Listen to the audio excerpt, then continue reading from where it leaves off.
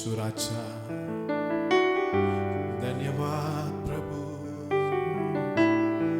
Hallelujah धन्यवाद यीशु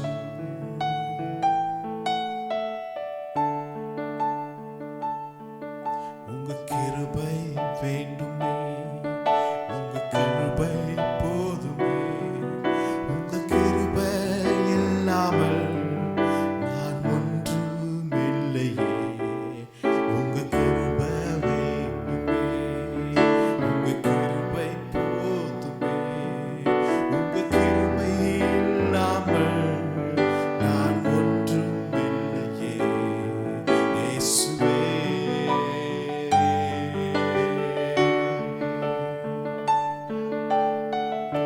நான் என்று சொல்ல எனக்கொன்றுமில்லை திறமென்று சொல்ல என்னிடம் எதுவும் இல்லை நான் என்று சொல்ல எனக்கொன்றுமில்லை திறமென்று சொல்ல என்னிடம் எதுவும் இல்லை தகுதியில்லா என்னை உயர்த்தினது உங்க கிருபை உங்க கிருபை இல்லைனா நானும் இல்லை உங்க கிருபை இல்லைனா நானும் இல்லை உங்க கிருபை வேண்டுமே உங்க கிருபை போதுமே உங்க கிருபை இல்லாம ஒன்றுமில்லையே உங்க கிருபை வேண்டுமே உங்க கிருபை போதுமே உங்க கிருபை இல்லாமல் நான் ஒன்றுமில்லையே இயேசுவே இயேசுவே இயேசுவே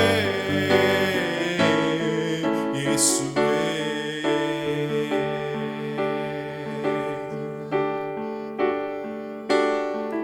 Hallelujah, Yeshua,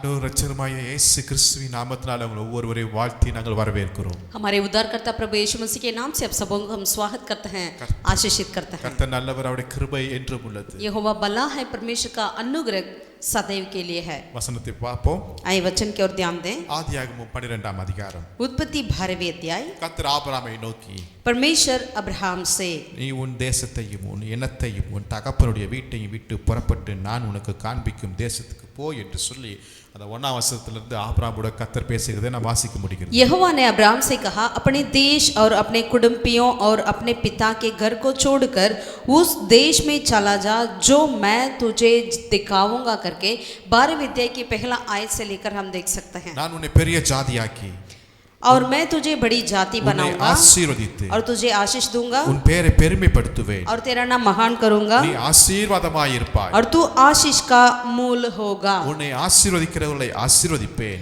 जो तुझे आशीर्वाद दे उन्हें मैं आशीष दूंगा உன்னை சபிக்கிறவனை சபிப்பேன். और जो तुझे कोसे और मैं उसे साप दूंगा. பூமியில் உள்ள வம்சங்கள் எல்லாம் உனக்குள் ஆசீர்வதிக்கப்படும் என்றார். और भूमंडल के सारे कुल तेरे द्वारा आशीष पाएगा. கர்த்தர் ஆபிரகாமுக்கு சொன்னபடியே அவன் புறப்பட்டு போனான். यहोवा के इस वचन के अनुसार अब्राहम चला. அப்பொழுது அவனுக்கு 75 வயது உள்ளவனாய் இருந்தான். तब अब्राहम का 75 उम्र हुआ. திடீரென்று கர்த்தர் பேசுகிறார்.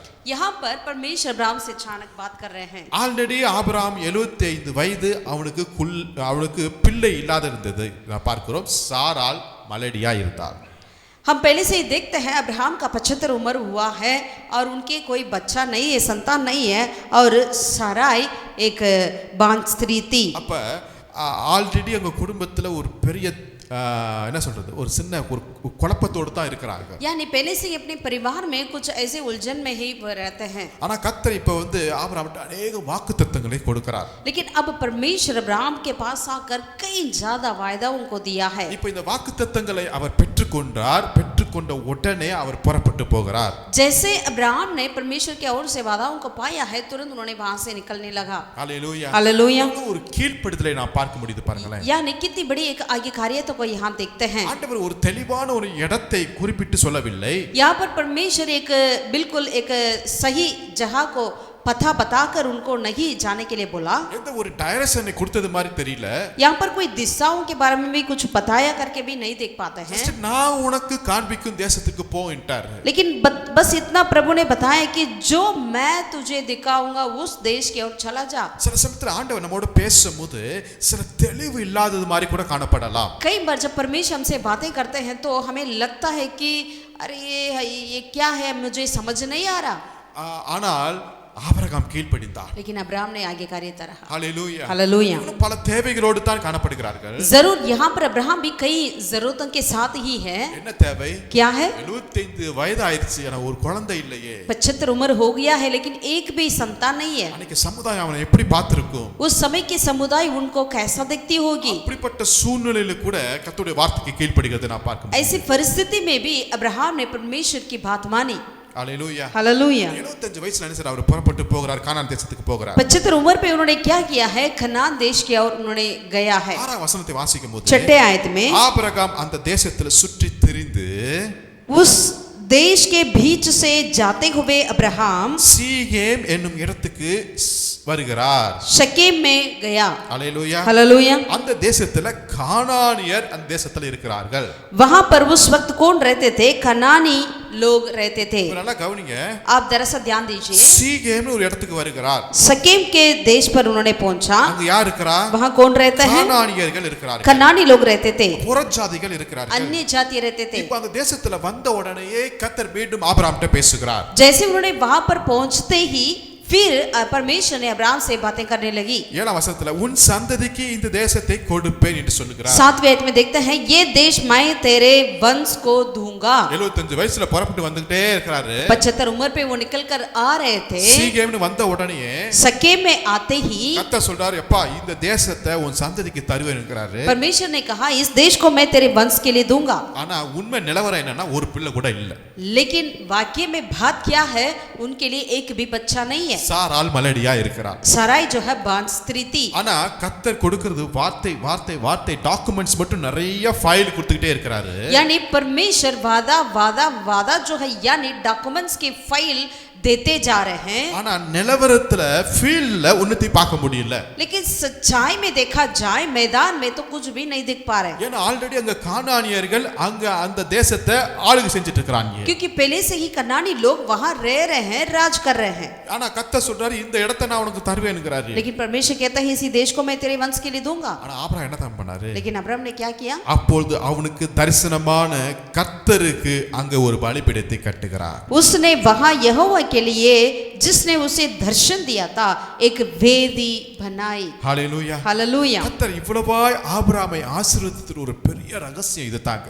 परमेश्वर अब्राहम को इस तरह आशीषित करी, इसका बड़ी राज की बात यही है. கர்த்தர் அள்ளி அள்ளி கொடுக்கிற அந்த வார்த்தையை அப்படியே அவன் விசுவாசிக்கிறான். यानी जो परमेश्वर उनके पास इतना उठा उठा कर दे रहे थे, उन वचन को उन्होंने ऐसे ही ग्रहण कर लिया. அப்ப ஆபிரகாம் தன்னுடைய வாழ்க்கையில இந்த சீகேம் என்கிற இடத்துல தான் முதலாவதாக கர்த்தருக்கு பலிபீடம் கட்டுகிறார். यानी अब्राहम ने पहले पहले इस सकेम की स्थान में ही परमेश्वर के लिए वेदी बनाई. ஆமென். ஆமென். 8ஆம் வசனத்துல வாசிக்கும்போது பெத்தேல் ஒரு இடத்துக்கு வருகிறார். அங்கேயும் கர்த்தருக்கு ஒரு பலிபீடத்தை கட்டுகிறார். 8वीं आयत में देखते हैं जब उन्होंने बेथेल को पहुंचा, वहां पर भी उन्होंने परमेश्वर के लिए वेदी बनाया. அப்ப ஆபிரகாம்ட்ட இருந்த ஒரு நல்ல குணம் என்னன்னா எங்கெங்கெல்லாம் போறாரோ அங்கெல்லாம் கர்த்தருக்கு ஒரு பலிபீடம் கட்டுகிறதை நான் பார்க்க முடியும். अब्राहम के पास ये अच्छा गुण था, जगह जगह वो पहुंचते थे जिस स्थान पर, वहां वहां उन्होंने परमेश्वर के लिए वेदी बनाया करते थे. हालेलुया. हालेलुया. பழைய ஏற்பாட்டு மனுஷனே இந்த அளவுக்கு கர்த்தருக்கு முக்கியம் கொடுத்தார் என்றால், यदि एक पुराना नियम का एक दास ही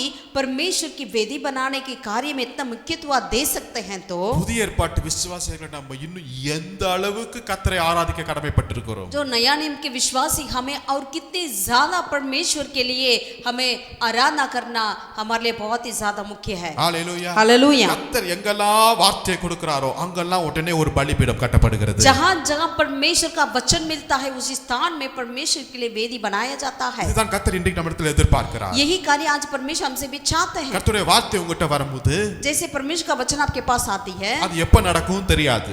वो कब पूरा होगा नहीं जानते, அது எப்படி நடக்கும் தெரியாது. वो कैसा होगा वो भी नहीं जानते, அது நடக்கிறதுக்கு வேண்டிய சூழ்நிலைகள் அனுகூலமா இருக்கா அதுவும் தெரியாது. क्या वो होने के लिए संभव है वो भी नहीं पता, எதுவுமே தெரியாது. कुछ नहीं मालूम. ஆனா ஒன்னு செய்ய வேண்டும். लेकिन एक बात को हमें करना है, கர்த்தருக்கு உடனே பலிபீடம் கட்டுவோம். यहोवा के लिए तुरंत ही वेदी बनाना चाहिए, நன்றி பலிபீடம் கட்டுவோம். धन्यवाद की बलि चढ़ाना चाहिए, கர்த்தருக்கு நன்றி செலுத்துவோம். परमेश्वर को धन्यवाद करना चाहिए, கர்த்தர் கொடுத்த அந்த வார்த்தைக்காக நன்றி செலுத்துவோம். परमेश्वर की ओर से जो मिला है उस वचन के लिए हमें धन्यवाद रहना चाहिए. ஆமென். ஆமென். இதைத்தான் ஆபிரகாம் செய்தார். यही कार्य को यहाँ अब्राहम किया है. ஆபிரகாம் தெரியும் இது எப்படி ஆகுமோ எப்படி நடக்குமோ, சான்ஸ் இருக்கா வழி இருக்கா வாய்ப்பு இருக்கா எதுவுமே தெரியாது. ஆனா கர்த்தருக்கு நான் நன்றி பலிபீடம் கட்டுகிறேன். अब्राहम को ये तो नहीं पता है ये कैसा होगा, क्यों होगा या कहाँ होगा, लेकिन एक बात वो करते थे, परमेश्वर को धन्यवाद की वेदी बनाया करते थे. வாக்குத்தத்தம் என்பது கர்த்தர் நமக்கு கொடுத்திருக்கிற ஒரு செக் மாதிரி இருக்குதுங்க. वादा जो है परमेश्वर की ओर से हमारे लिए दिया हुआ एक चेक बुक है. இந்த செக்கை நம்ம வெறும் பார்த்துட்டே தான் நடக்காது. यदि वो चेक को हम देखते रहें तो कुछ नहीं होने वाला. இதுல நம்ம பேரை எழுதி उसमें हम अपना नाम लिखना है, நம்ம பேங்க்ல போய் हम अपने खाते बैंक में जाकर அதை நம்ம டெபாசிட் பண்ணும்போது जब हम उसको डिपॉजिट करते हैं, மணி நம்ம அக்கவுண்ட்ல கிரெடிட் ஆகுறதா இருக்குது. जब पैसा जो है हमारे खाते में वो क्रेडिट बन जाती है. அதுதான் இங்க ஆபிரகாம் செய்கிறார். यही कार्य को अब्राहम किया है. ஹalleluya. हालेलुया. அந்த வார்த்தைக்கு அங்க ஒரு பலிபீடம் கட்டுகிறார். यानी उस वचन के लिए वहां पर उन्होंने एक वेदी बनाई. அர்ப்பணிப்பு தான் ஒரு பலிபீடம். यानी अर्पणता ही एक वेदी है, நன்றி செலுத்துவது தான் ஒரு பலிபீடம். धन्यवाद करना एक वेदी है. ஹalleluya. आमीन. இங்க ஆபிரகாம் சீகேம் என்கிற இடத்துல ஒரு பலிபீடம் கட்டுகிறார். यहाँ पर अब्राहम सकेम के स्थान पर परमेश्वर के लिए वेदी बनाया. பாருங்க கர்த்தர் அந்த பலிபீடத்தை அந்த நேரத்தை கர்த்தர் பார்த்துட்டே இருந்திருப்பாருங்க. अब देखिएगा परमेश्वर जरूर उस वेदी को उन्होंने देखते रहते होंगे. அருமையான தேவனுடைய பிள்ளைகளே, परमेश्वर के प्रिय लोगों, நீங்க எங்கெல்லாம் கர்த்தருக்குன்று நீங்க நன்றி பலிபீடம் கட்டுகிறீங்களோ, जिन जिन स्थान में आप परमेश्वर के लिए धन्यवाद की बलि चढ़ाते हैं, கர்த்தர் அதை பார்த்திருக்கிறார். यहोवा परमेश्वर उसे देखते हैं. ஹalleluya. हालेलुया. நல்ல ஞாபகம் வைத்துக் கொள்ளுங்கள் இந்த சீகேம் என்கிற இடத்தை. आप अच्छे से याद में रखिएगा सकेम आमीन. स्थान को. இந்த இடத்தை அப்படியே தொடர்ச்சியா நம்ம ஆதியாகமத்துல வாசிக்கும்போது यदि इस स्थान की ओर अगर हम उत्पत्ति में देखते हैं तो அதே ஆதியாகமம் 33ஆம் அதிகாரத்துக்குள்ள நீங்க வரும்போது उत्पत्ति 33 अध्याय के और जब हम आते हैं, அதுல 18 19 நான் வாசிக்கிறேன். 18 और 19 को हम पढ़ते हैं. 33ல 18 19 33 का 18 और 19वीं आयत को हम पढ़ते हैं. யாக்கோபு பதான் அராமிலிருந்து வந்த பின்பு கானான் தேசத்தில் இருக்கிற சாலேம் என்னும் சீகேமுடைய பட்டணத்துக்கு அருகே சென்று பட்டணத்துக்கு எதிரே கூடாரம் போட்டான். தான் கூடாரம் போட்ட வெளியின் நிலத்தை சீகேமின் தகப்பனாகிய ஏமோரின் புத்திரன் கையிலே 100 வெள்ளி காசு கொண்டு. याकूब जो पदन अराम से आया था, उसने कनान देश के सकेम नगर के पास कुशल श्रेम से पहुंचकर नगर के सामने ढेरे खड़ा की और भूमि के जिस कंठ पर उसने अपना तंबू खड़ा किया उसको उसने सकेम के पिता हमोर के पुत्र के हाथ से 100 कसीतों में मोल लिया. हालेलुया. हालेलुया. இந்த இடத்தை இப்ப யார் சுதந்தரிக்கிறார் என்றால், अब इस स्थान को किसने स्वतंत्र किया है? யாரோ மனுஷர் அல்லங்க, कोई और व्यक्ति नहीं है. இந்த ஆபிரகாமுடைய பேரை வந்து சுதந்தரிக்கிறார். अब्राहम का पोता ने आकर स्वतंत्र कर लिया. ஆமென். ஆமென். 20வது வசனத்தை வாசிக்கிறோம். 20वीं आयत में அங்கே ஒரு பலிபீடம் கட்டி அதற்கு ஏல் எலோகே இஸ்ரவேல் என்று பெயரிட்டார். वहां उसने एक वेदी बनाकर उसका नाम एल एलोहे इस्राएल रखा. சேம் பிளேஸ்ங்க, यानी उसी सेम वही जगह में எங்கு ஆபிரகாம் சீகேமிலே பலிபீடம் கட்டினானோ, जिस स्थान पर अब्राहम ने सकेम में वेदी बनाई, அந்த இடத்துக்கு இப்போ ஓனரா ஆயிட்டாரு இந்த ஈசாக்கு யாக்கோபு.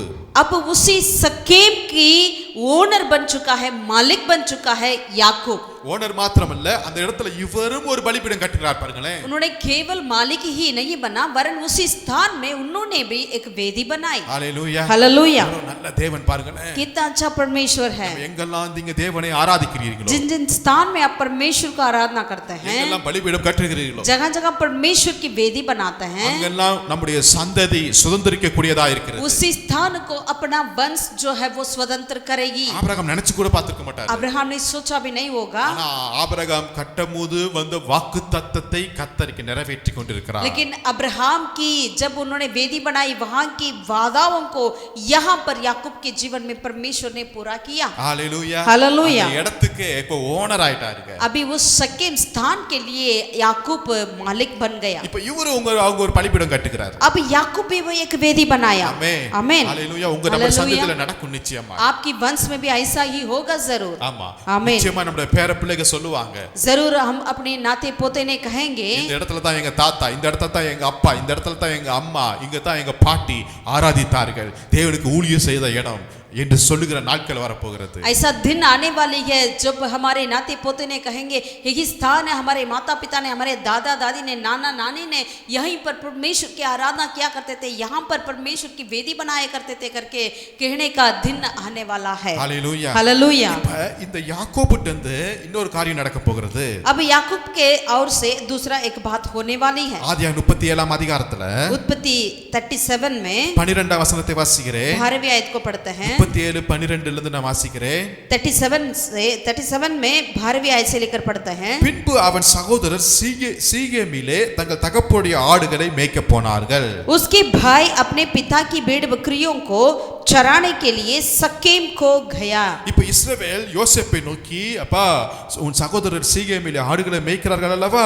உன்னை அவரிடத்திற்கு அனுப்ப போகிறேன் வா என்றார். तब इस्राएल ने यूसुफ से कहा, तेरे भाई सकेम ही में भेड़ बकरी चरा रहे होंगे, इसीलिए जा, मैं तुझे उनके पास भेजता हूँ. அவன் இதோ போகிறேன் என்றார். उसने उससे कहा, जो आज्ञा मैं हाजिर हूँ. வசனத்துல அந்தபடியே அவன் சீகேமுக்கு போனான்னு லாஸ்ட்ல இருக்கிறது. 14 आयत में लिखा है, वैसे ही उन्होंने सकेम को गया. ஆமென். आमीन. அதே சீகேம் வந்துருச்சு பாருங்களேன். अब दोबारा वही सकेम आ गया है. யாக்கோபு याकूब जो है யோசேப்பை சீகேமுக்கு அனுப்புகிறார். यूसुफ को सकेम की ओर भेजा. ஹalleluya. हालेलुया. சீகேமை தான் நம்ம தொடர்ச்சியா பார்த்துட்டு இருக்கிறோம். सकेम के बारे में हम देखते हुए आ रहे हैं. இப்ப சீகேமுக்கு அனுப்புகிறார். अब उनको सकेम में भेजा, ஒரு தனியா அனுப்புறாரு. यानी अकेला में जा रहा है. வீட்ல கடைசி பையனை போய் இந்த வேலையில அனுப்புறார். अपने घर में जो बिल्कुल लास्ट बेटा है उनको ही इसी काम के लिए याकूब भेजा है. யாக்கோபுக்கு நல்லா தெரியும், அவன் அண்ணன்மார்கள் எல்லாம் யோசேப்பு மேல ரொம்ப ஒரு பெரிய கோபத்தோடு இருக்கிறாங்கன்னு தெரியுது. याकूब अच्छे से जानते थे उनके भाई जो है यूसुफ का, वो यूसुफ के विरोध बहुत ही गुस्सा करते हैं करके. அதெல்லாம் தெரிஞ்சும் வேலைக்காரர்களை அனுப்பியிருக்கலாம், ஆனா இந்த யோசேப்பை தான் அந்த சீகேமுக்கு அனுப்புறார். ये जानते हुए याकूब अपने कोई दास दासियों को भेज सकते थे, लेकिन उन्होंने यूसुफ को ही भेजा है। ஒருவேளை யாக்கோபு ஆவியிலே கூட உணர்ந்திருக்கலாம் போல இருக்கு. शायद याकूब ने अपनी आत्मा में जान लिया होगा, அது ஒரு மோசமான இடமாய் காணப்பட்டாலும் यदि वो स्थान जितने भी बुरे क्यों ना हो, ஆனா என் தகப்பன் முற்பிதாக்கள் அங்கு பலிபீடம் கட்டி ஆராதித்த இடமா இருக்கிறது. लेकिन मेरे पुरखाओं ने वहां पर परमेश्वर के लिए वेदी बनाया है। சோ இப்படிப்பட்ட மோசமான இடம் ஜனங்கள் அங்கு காணப்பட்டாலும் இப்படி என்னுடைய முற்பிதாக்கள் ஆராதித்த இடத்துக்குள்ள போகும்போது எந்த ஒரு தீங்கோ இவனை அணுகாது என்கிற ஒரு நம்பிக்கை அவனுக்குள்ள இருந்திருக்கலாம். क्योंकि याकूब के अंदर ऐसी आशा रहता होगा कि मेरे पुरखाओं ने जगह पर वेदी बनाकर परमेश्वर की आराधना किया है, उसी स्थान को मैं अपने बच्चे को भेज रहा हूँ, वहां इनके लिए कोई बुराई नहीं होगा करके विश्वास किया होगा। Hallelujah hallelujah hallelujah hallelujah. இப்ப இந்த சீகேமுக்கு போகிறாருங்க. अब उन्होंने सकेम की ओर गया। இங்க இந்த பிரயாணம் தான் அவன் வாழ்க்கையை ரொம்ப தலைகீழா மாற்றினது மாதிரி காணப்படலாம். यही यात्रा ही यूसुफ की जिंदगी को बिल्कुल उलट पलट कर दिया था। அவன் தரிசனத்தையே உடைச்சு போடுற இடம் மாதிரி கூட காணப்படலாம். लगता है कि यही स्थान यूसुफ की दर्शन को तोड़ फोड़ कर दिया है। ஆனா கர்த்தர் நல்லவர்ங்க. लेकिन यहोवा भला है। ஒரு வசனத்தை வாசிக்கிறீங்களா? एक वचन की ओर पढ़ें। யோசுவா புத்தகம் यहोशू की किताब 24ஆம் அதிகாரத்துல 24वीं अध्याय में அதுல 32ஆம் வசனத்தை வாசிக்கிறோம். 32वीं आयत को हम पढ़ेंगे। 24ல 32 யோசுவால यहोशू 24वीं अध्याय का 32वीं आयत को पढ़ते हैं। இஸ்ரவேல் புத்திரர் எகிப்திலே இருந்து கொண்டு வந்த யோசேப்பின் எலும்புகளை அவர்கள் சீகேமிலே யாக்கோபுடைய சீகேமின் தகப்பனாகிய எம்ரோடைய புத்திரரின் கையில் 100 வெள்ளிக்காசு கொண்ட நிலத்தின் பங்கிலே அடக்கம் பண்ணினார்கள். அந்த நிலம் யோசேப்பின் புத்திரருக்கு சுதந்திரமாயிற்று. 32वीं आयत।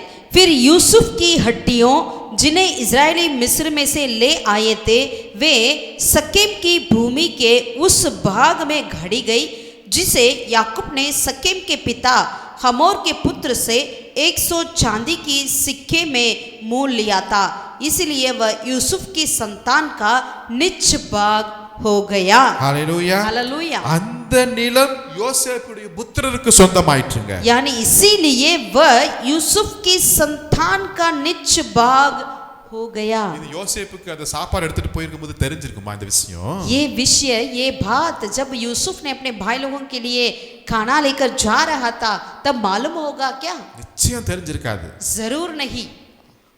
ஆனா கர்த்தர் இங்க எல்லாவற்றையும் வாய்க்க பண்ணுகிறவராய் लेकिन இருக்கிறார். यहोवा परमेश्वर सारी बातों को यहाँ पर पूरा करते हैं। ஹalleluya हालेलुया। எந்த இடத்துக்கு போனானோ அந்த இடத்துக்கு சொந்தக்காரராய் யோசேப்பும் அவருடைய பிள்ளைகளும் மாறுகிறதை நான் பார்க்க முடிகிறது. जिस स्थान के और उन्होंने गया है, उसी स्थान का अब उन्होंने मालिक बन गया करके हम यूसुफ के जीवन में देखते हैं। ஹalleluya हालेलुया। ஆபிரகாம்ல இருந்து ஆரம்பித்த அப்படி அந்த இடத்தை கர்த்தர் அப்படியாய் தன்னுடைய சந்ததிக்கு ஆசீர்வாதமாய் மாற்றி கொடுத்து கொண்டிருக்கிறார். यानी अब्राहम से शुरू कर कर हम देखते हैं जिस स्थान में अब्राहम पहुंचा, वहीं से लेकर परमेश्वर उनकी पीढ़ी के लिए उसी स्थान को देते हुए हम देख पाते हैं। இப்ப இஸ்ரவேல் ஜனங்கள் அங்க வாழ்ந்து கொண்டிருக்கிற நாட்களில जब इस्राएल लोग उस देश में जी रहे थे, கர்த்தர் ஒரு காரியத்தை உருவாக்கும்படியாய் சொல்லுகிறார். परमेश्वर वहां पर एक बात को करने के लिए कहते हैं। அது 1 நாளாகமம் 6ஆம் அதிகாரத்துல पहला इतिहास की किताब उसका 6ठे अध्याय में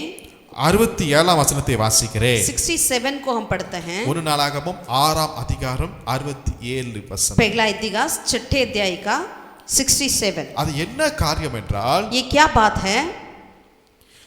அடைக்கல பட்டணத்தை கட்ட வேண்டும் என்று கர்த்தர் சொல்லுகிறார். यानी वहां पर परमेश्वर एक शरण नहर को बनाने के लिए बताते हैं। அது எங்க கட்டப்பட வேண்டும் என்றால் சீகேம்ல இருக்கிறது. वो कहां बनाना चाहिए था? वो सकेम में। அல்லேலூயா. हालेलुया। இப்போ இந்த சீகேம் எப்படி ஆயிற்று?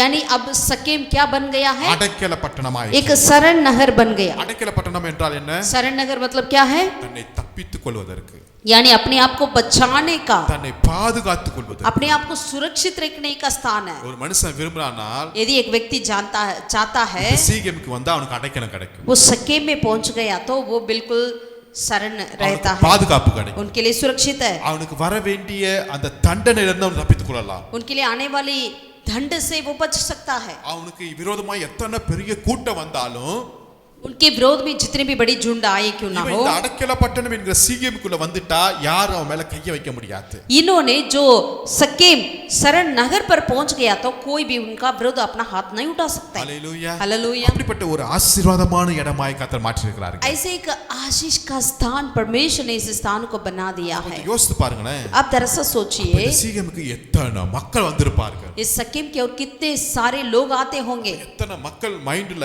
எந்த இடம் ஞாபகம் இருக்குதோ இல்லையோ ஆனா சீகேம் அடைக்கல பட்டணம் அவங்க மைண்ட்ல எப்பொழுதுமே ஞாபகம் இருக்கும். अगर और किसी स्थान की याद होगी या ना होगी, लेकिन सकेम की बातें लोगों के दिमाग में बसे रहते होंगे। அதாவது உங்க இடத்தை கர்த்தர் எப்படி மாற்றுறார் என்றால், यानी आपके स्थान को परमेश्वर कैसा बदल डालते हैं। अनेक ஜனங்களுக்கு ஒரு ஆசீர்வாதமான ஒரு இடமாய் கர்த்தர் மாற்ற போகிறார்.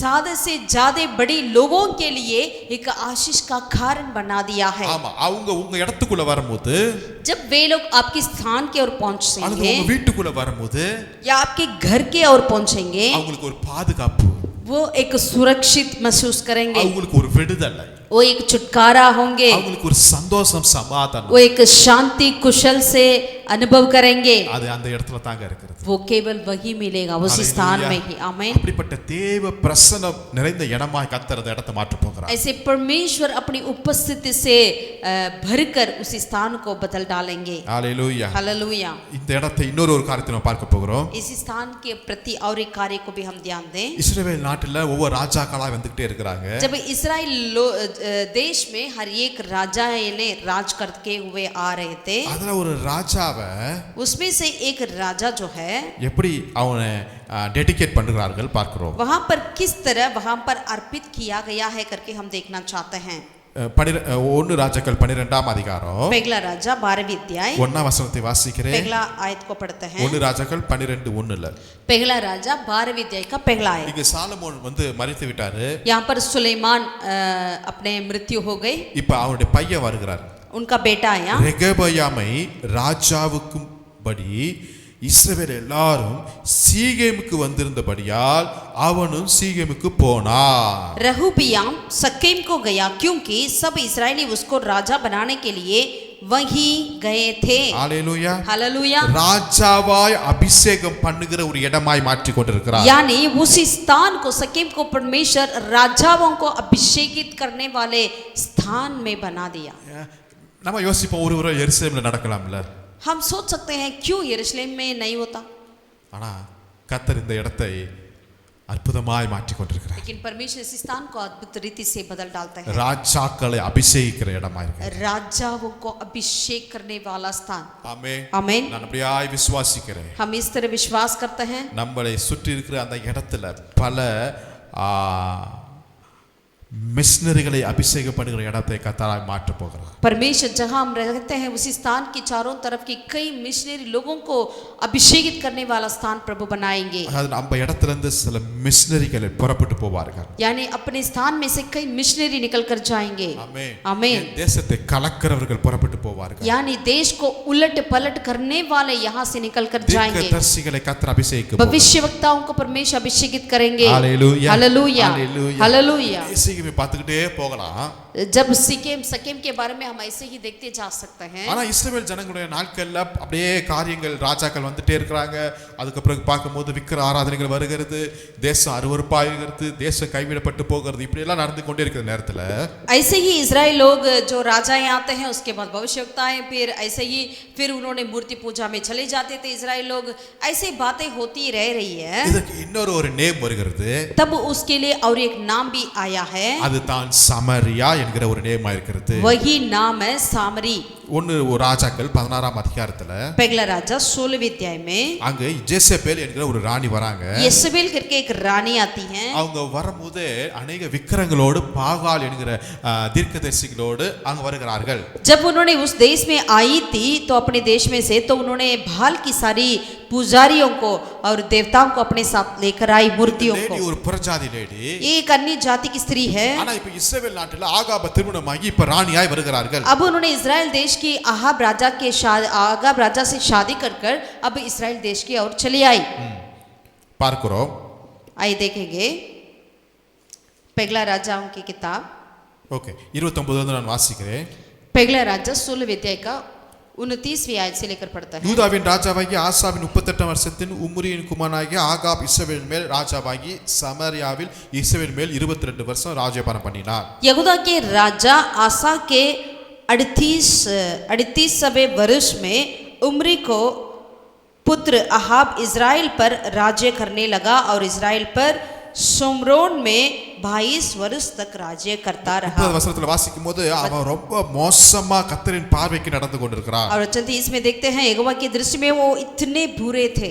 31 वசனத்துல கடைசில வாசிக்கிறோம் 31 में யோசேப்பை விவாகம் பண்ணினதும் அல்லாமல் அவன் போய் பாகாலையும் சேவித்து அதை பணிந்து கொண்டான். और इन्होंने केवल इज़बेल की से विवाह ही नहीं किया वरन बाल देवता की उपासना भी उन्होंने करने लगा। 32 वசனத்தை வாசிங்க 32वें आयत को पढ़िए। தான் சமரியாவிலே கட்டின பாகாலின் கோவிலில் பாகாலுக்கு பலிபீடத்தை எடுப்பித்தான். और उन्होंने क्या किया उसने भाल का एक भवन सोमरोन में बनाकर उसमें भाल की एक वेदी बनाई। எங்க இங்க சீகேம்ல ஆபிரகாம் பலிபீடம் கட்டின இடம் ये सिक्किम जो है अब्राहम ने वेदी बनाया था। ஆனா இப்ப வெளியில இருந்து ஒரு ஆள் வருகிறா அந்த லேடி ஜெசபெல் இங்க வந்து பாகாலுக்கு பலிபீடம் கட்டுகிறாள். लेकिन जो अन्य जाति स्त्री थी उन्होंने येसेबेल आने के बाद वहीं पर सके में बाल के लिए वहां पर वेदी बनाई गई। பாருங்க எப்படி வருகிறா இங்க கல்யாணத்தின் மூலமா ஒரு விவாகம் பண்ணி இங்க உள்ள வருகிறாள் பாகாலை கொண்டு வருகிறாள். इन्होंने कैसा वहां पर आई पहुंची इस्राएल देश में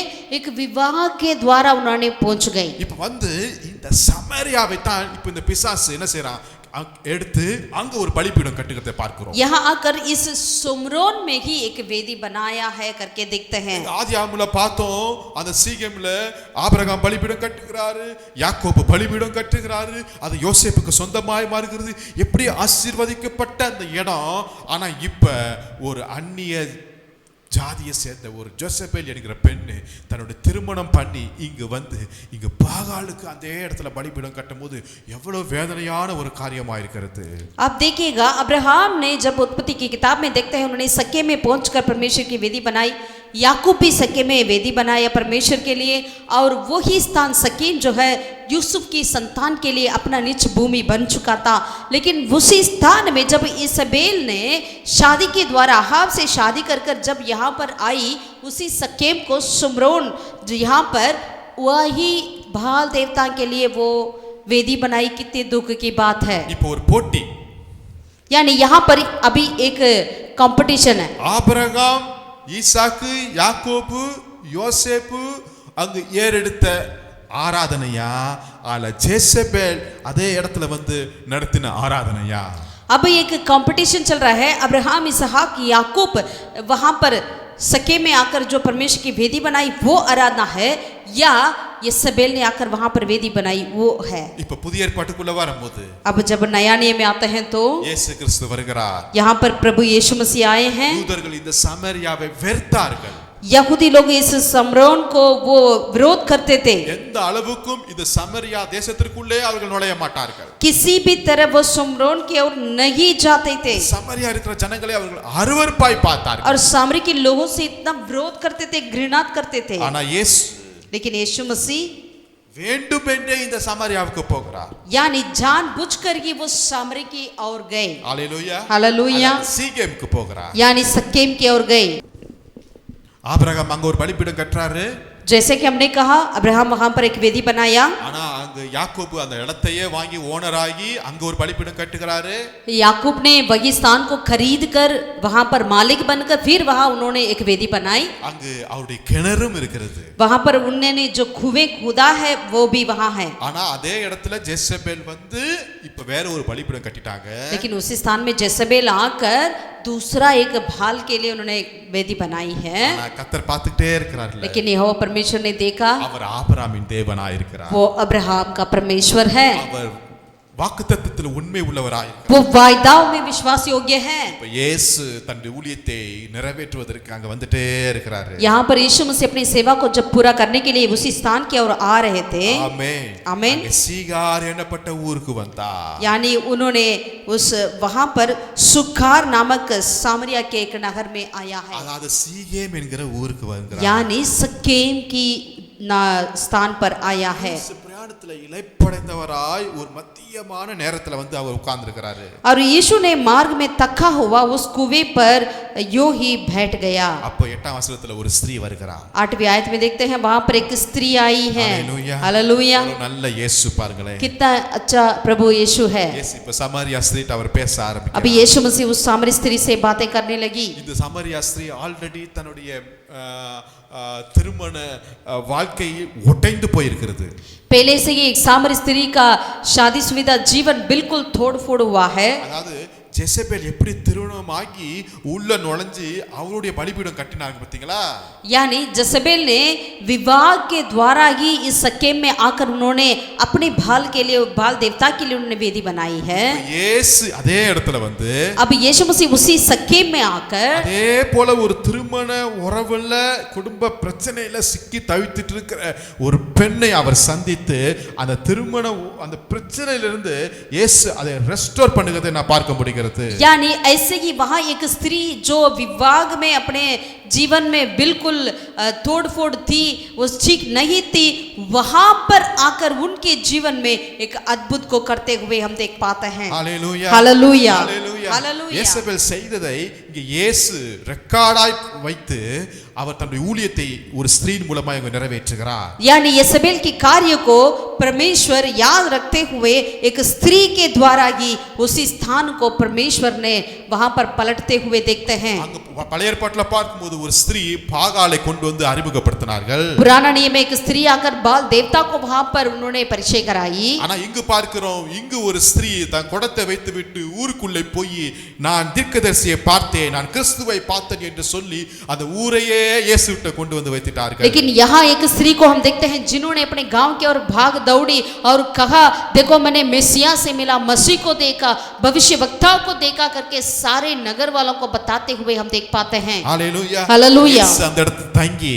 यीशु मसीह वहां रुक गया அநேகருக்கு உபதேசித்து और कई लोगों को प्रचार किया அநேகர் அவரை விசுவாசிக்க और ஆரம்பித்தார்கள். सब लोग प्रभु यीशु मसीह के ऊपर विश्वास करने लगे। Hallelujah, hallelujah, hallelujah, hallelujah. ஆண்டவர் அந்த இடத்தை ரெஸ்டோர் பண்ணுகிறார். यानी उसी स्थान को परमेश्वर रेस्टोर करते हैं। ஆபிரகாம் கட்டின அந்த பலிபீடம், அந்த அர்ப்பணிப்பு அது ஒரு நாள் வீணாகவே ஆகாதுங்க. अब्राहम की अर्पणता, अब्राहम की वेदी कभी भी व्यर्थ नहीं होगी। அது எத்தனை வேற வேற புதிய புதிய நேம் கூட கொடுத்து அந்த இடத்தை அழைக்கலாம். अगर जितने भी नया नाम से उस स्थान को बुलाए जाए क्यों ना हो, எத்தனை ஜெசபேலுடைய ஸ்பிரிட் வரலாம், अगर वहां पर इसेबेल की आत्मा भी आ सकते हैं। ஆனா ஆபிரகாமுடைய அந்த அர்ப்பணிப்பும் அந்த ஆராதனையும் அந்த பலிபீடமும் ஸ்தோத்திரமும் ஒரு நாளும் வீணாக போகவே இல்லைங்க. लेकिन अब्राहम की वेदी, अब्राहम की आराधना, अब्राहम की अर्पणता कभी भी व्यर्थ नहीं होती है उसी स्थान के प्रति। அதனால தான் அப்போஸ்தலர் 1:8 நம்ம வாசிக்கிறோம். इसलिए हम प्रेरितों की पहला अध्याय की 8वीं आयत में हम पढ़ते हैं, பரிசுத்த ஆவி உங்களிடத்தில் வரும்போது जब पवित्र आत्मा तुम पर आएगा நீங்கள் பலன் அடைந்து तो तुम सामर्थ पाओगे எருசலேமிலும்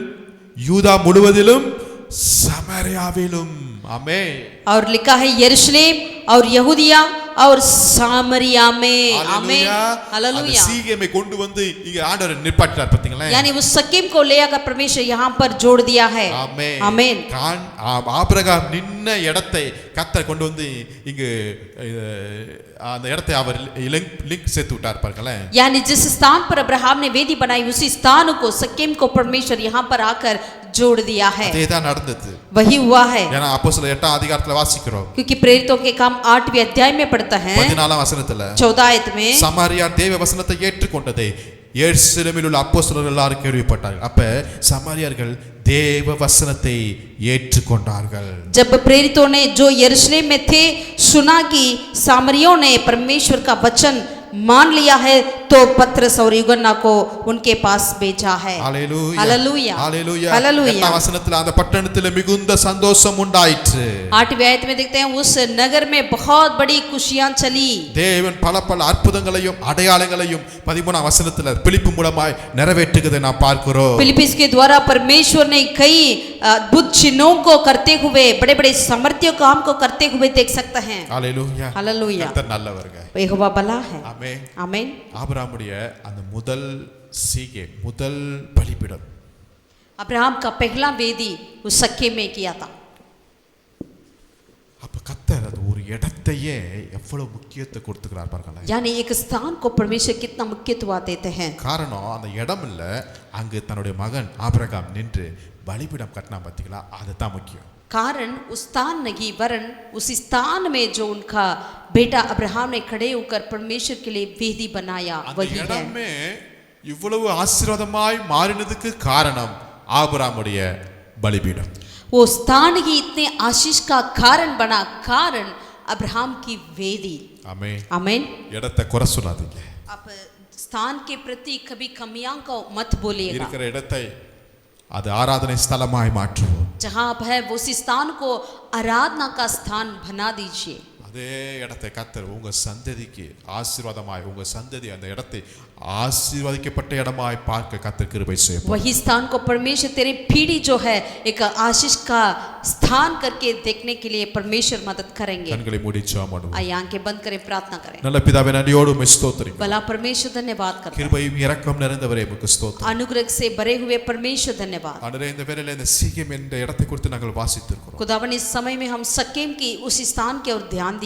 அந்த ஆபிரகாம் முதலாய் வந்து இந்த இடத்துல பலிபீடம் கட்டி உம்மை ஆராதிக்கிறதா பார்க்கிறோம். पहले अब्राहम ने उसी सकेम में आकर परमेश्वर आपके लिए वेदी बनाया करके देखे हैं. நீர் கொடுத்த உம்முடைய வாக்குத்தத்தத்தை அந்த அளவுக்கு அது விசுவாசிக்கிறதை நாங்க பார்க்க முடியுது ராஜா. यानी आपके द्वारा मिला हुआ वायदा के ऊपर अब्राहम ने इतनी ज्यादा विश्वास किया.